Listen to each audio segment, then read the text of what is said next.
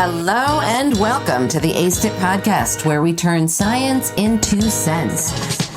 This is the lucky 13th season of ACE-IT, and we could not be more proud to deliver the rich scientific content to you in a usable and understandable way. ACE-IT is brought to you via the Justice Community Overdose Innovation Network, or JCOIN. If you're new to ACE-IT, welcome, and check out the prior seasons to begin or continue your learning journey. We are exceptionally grateful for every listener, and we promise we will continue working to help you learn and never let you down. Also, a quick plug for a few other JCOIN features. Did you know that you can get technical assistance for your organization from the experts at JCOIN? And did you know you can apply for small research grants to help fund an innovative study idea? Yep, also through JCOIN. And did you know you can apply to be a JCOIN Leap Scholar or investigator to improve your own skills? Also through JCOIN. If any or all of these exciting offerings sound interesting to you, check out our website, www.jcoin-CTC.org, and learn about the many JCOIN offerings beyond ACE-IT that may help you learn and grow in ways that improve lives, including your own. With that, I'm honored that you're with us. I'm Danielle Rudes, your host, and this is ACE-IT. Welcome back to Season 13 of the ACE-IT podcast, Evolving Responses to Opioid Use Disorder and Overdose. This is Episode 10, the last episode of this season, titled Holistic Responses. In this entire season, we've been examining the shift in prevention, treatment, and recovery strategies in response to the ongoing opioid and overdose crisis in the United States and beyond. From emerging clinical approaches to peer-led efforts, we've been highlighting the many ways individuals and systems are adapting to save lives and support recovery. Today, on Episode 10, we will cover several alternative treatments to pharmacology for substance use disorders, or SUDs, more specifically, opioid use disorders, or OUDs. The alternative methods we will discuss include acupuncture, yoga, mindfulness, nutrition, and exercise. Let's start our episode by digging right in to acupuncture. This is by no means a new form of medicine, and in fact, it has been used in Chinese medicine for thousands of years. In the last 50 years or so, however, it has started to be used and researched in the United States. A man named Smith, out of Lincoln Recovery Center in New York, developed a protocol for using acupuncture with detoxing and opioid addictions known as the National Acupuncture Detoxification Association, or NADA protocol. This protocol has been found to lower the risk of relapse and improve compliance in drug-free treatment programs. Aside from assisting in the treatment of addictions, acupuncture can help reduce the need for opioids in the first place by treating chronic pain or acute pain. Moving on, let's talk a bit about yoga, one of my favorite topics.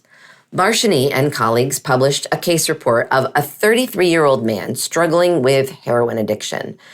The man in this case had relapsed and overdosed several times and was struggling to stay sober. In addition to his buprenorphine treatment, he was given a yoga course, both while in treatment and after he went home. The yoga helped him manage his sobriety and help him relax better, concentrate, and control his impulsivity. Several other studies, like the one by Lander and colleagues, 2017, have also looked into yoga as an adjunct treatment with medically assisted, or MAT, treatment as well. This study, by Lander, looked at a few more people than just one, though, 13 to be exact. They compared those who were just in an MAT program to those who were in an MAT program and also in yoga classes.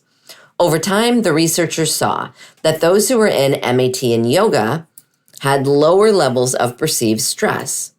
One last study that looked at yoga to talk about. In this final one, by Groeger and colleagues, they looked at the effectiveness, implementation, and cost effectiveness of not just yoga, but yoga and physical therapy treatments.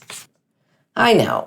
What about mindfulness? Well, Garland from the Department of Psychiatry and the University of California, San Diego designed Mindfulness-Oriented Recovery Enhancement, or MORE, which is a therapeutic intervention that aims to help with chronic pain as well as opioid misuse and OUDs. The whole basis of this intervention is that you increase a patient's sensitivity to natural reward, which will in turn decrease the pull of drug-related rewards for them. In good news, this intervention has been tested in 13 clinical trials and was found to be effective in reducing opioid misuse, among other things. Price and her colleagues, 2024, also looked at mindfulness.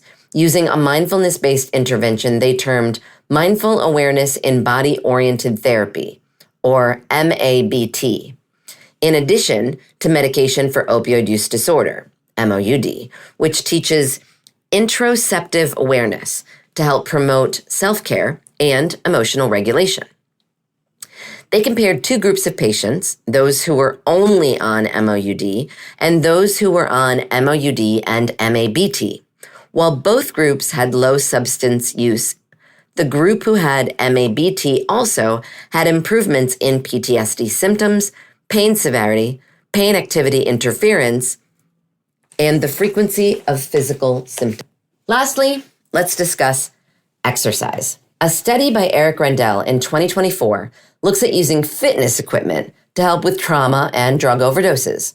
Individuals who have PTSD or complex PTSD are more susceptible to opioid use disorders, so healing the trauma can help with substance use disorders as well. This study saw that weight training and exercise helped individuals to not use substances and have prolonged remission or periods without use. All in all, there are several ways to help people with opioid use disorders outside of medication treatment alone. Yoga, mindfulness, and exercise are just some of these that have been shown to be effective. I know it seems crazy and a little bit outside of quote-unquote science, but this is science, and it's helping people, so we should probably continue to pursue it and pursue more evidence showing its effectiveness. Thanks for joining us as we explored holistic responses to the opioid and overdose crisis, and with this episode, we've reached the very end of season 13. This season has been all about a shift in prevention, treatment, and recovery strategies in response to the ongoing opioid overdose crisis in the United States and beyond. We hope you learned as much as we did, and we hope that you'll come back for season 14 of the ACE IT podcast. Thank you so much for listening. Thank you for listening to the ACE IT podcast. We love hearing from you. So if you have comments, topics to suggest, or some science you'd like us to cover in a future season, please write me. Danielle Roods at Sam Houston State University in Texas. My email is droods@shsu.edu. And of course, thank you to the Justice Community Overdose Innovation Network, or JCOIN's Coordination and Translation Center, funded by the National Institute on Drug Abuse, housed at George Mason University, where this podcast originated. Thank you to our fabulous and amazing scriptwriters, and also my fabulous and amazing doctoral students, Bryce Kushmarek-McCune, Jalen Magana, and Caitlin Bauer. And a huge and heartfelt thank you to the team at Slonky LLC for their wonderful production as always. Tune in again soon for another episode and even a whole nother season of ACE IT.